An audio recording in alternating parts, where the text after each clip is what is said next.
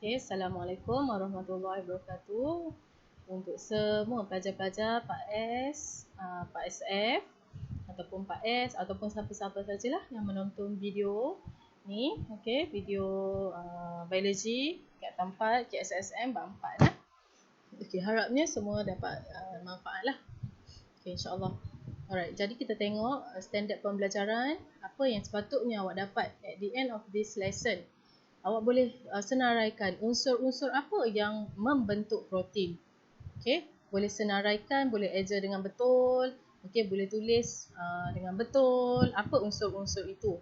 Okey, yang kedua, awak boleh mengkonsepsikan pembentukan dan penguraian dipeptida dan juga polipeptida. Maksudnya macam mana boleh terbentuknya dipeptida tu dan macam mana boleh terurainya dipeptida tu. Okey, begitu juga dengan polipeptida. Yang ketiga, awak boleh menulis dan menerangkan persamaan perkataan bagi pembentukan dan penguraian dipeptida serta apakah kepentingan protein dalam sel. Okey.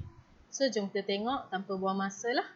Okey, protein. Apa unsur-unsur yang terkandung ataupun yang membentuk protein?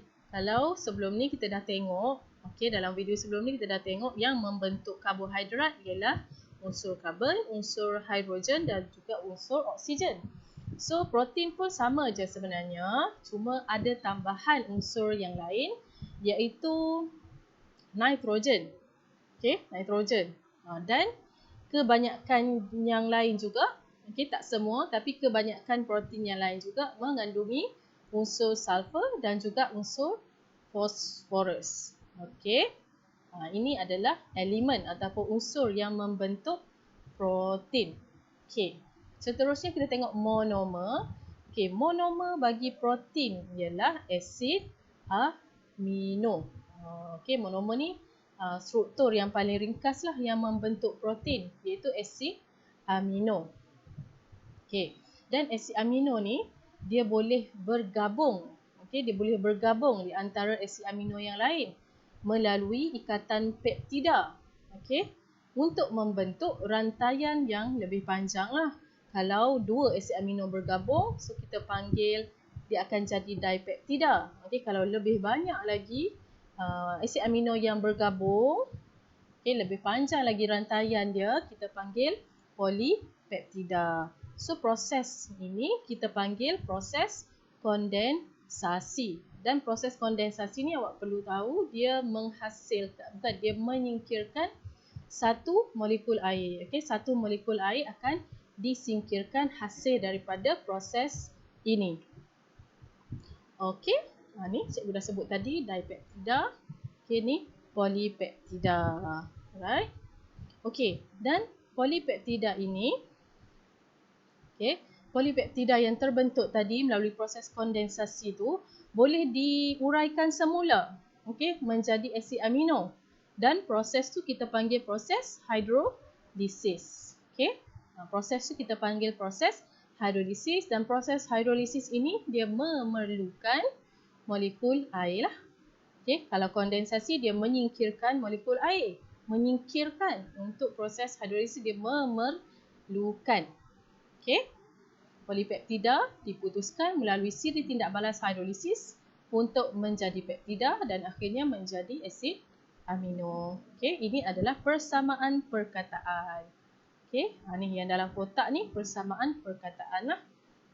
Okey, proses penguraian dan juga pembentukan. Okey, seterusnya kita sambung lagi.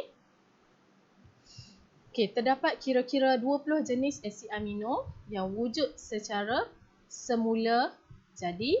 Okey, ada 20 jenis asid amino yang wujud secara semula jadi, memang ada dalam semula jadilah. Okey, sama ada dalam badan kita ataupun kita boleh ambil sumber tu dari pada makanan. Okey, daging ke, ayam ke ataupun dalam tumbuhan. Okey. Seterusnya, kita dah habis dah tentang unsur dia, macam mana dia boleh terbentuk. Seterusnya kita nak tengok kepentingan protein. Protein ni sebenarnya satu kelas makanan yang sangat penting sebenarnya untuk manusia, untuk pertumbuhan manusia. Sebenarnya sangat penting. Dan kalau kesan kekurangan protein ni, dia boleh menyebabkan penyakit lah. Seperti kwashiorkor. Pertumbuhan tu jadi orang kata apa? Terbantuklah sikit bagi kanak-kanak. Dan kita boleh tengoklah ciri-ciri dia seperti perut buncit. Yang tu awak akan belajar lanjut lagi dalam bab-bab yang seterusnya.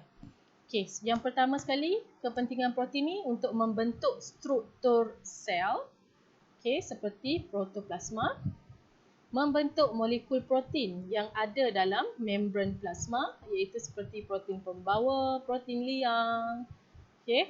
Yang ketiga, membina tisu penghubung seperti tendon, ligamen dan juga otot.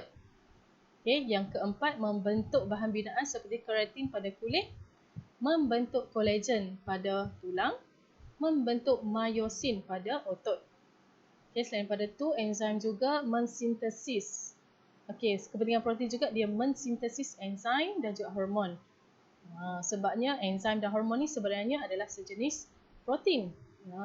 Enzim seperti lipase ke, amylase ke, hormon.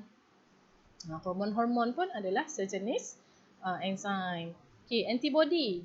Antibody yang badan kita perlukan untuk melawan bakteria-bakteria jahat tu juga sebenarnya sejenis protein, diperbuat daripada protein.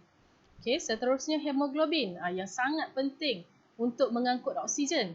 Yang hemoglobin ni dia ada pada sel darah merah kita, pada eritrosit kita, dan sangat penting untuk mengangkut gas oksigen. So hemoglobin juga sebenarnya adalah sejenis protein. Yang ke-10. Ni dua yang last ni sebenarnya yang antara yang paling penting lah untuk protein ni, iaitu protein ni dia boleh menghasilkan sel-sel yang baharu dan juga memperbaiki tisu-tisu yang telah pun rosak. Protein ni.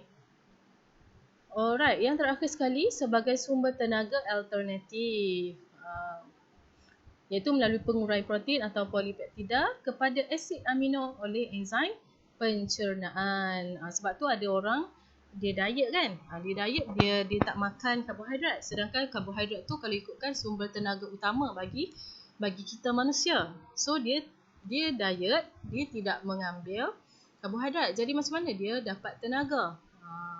So sebenarnya diet tu, kalau diet macam tu, iaitu kita panggil diet Atkins tu, sebenarnya dia boleh dapat tenaga juga walaupun dia hanya mengambil protein dan lemak. Dia dapat juga tenaga melalui penguraian protein tu sebenarnya. Tapi walau macam mana pun, karbohidrat tetap kita punya sumber tenaga utama. So kita dah habis untuk protein. Sekarang cikgu nak semua pelajar Pak SF buatlah latihan praktis formatif 4.3 dah. Alright, so that's all for this video protein. Bye. Assalamualaikum.